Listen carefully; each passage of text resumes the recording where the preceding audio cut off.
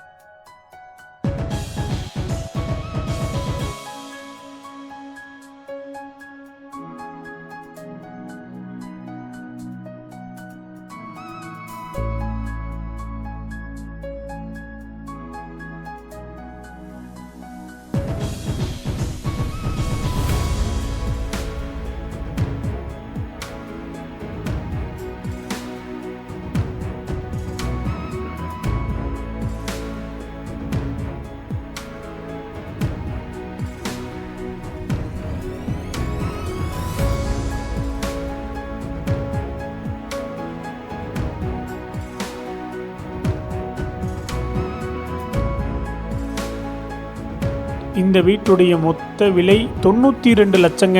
சிறிது குறைக்கப்படும்.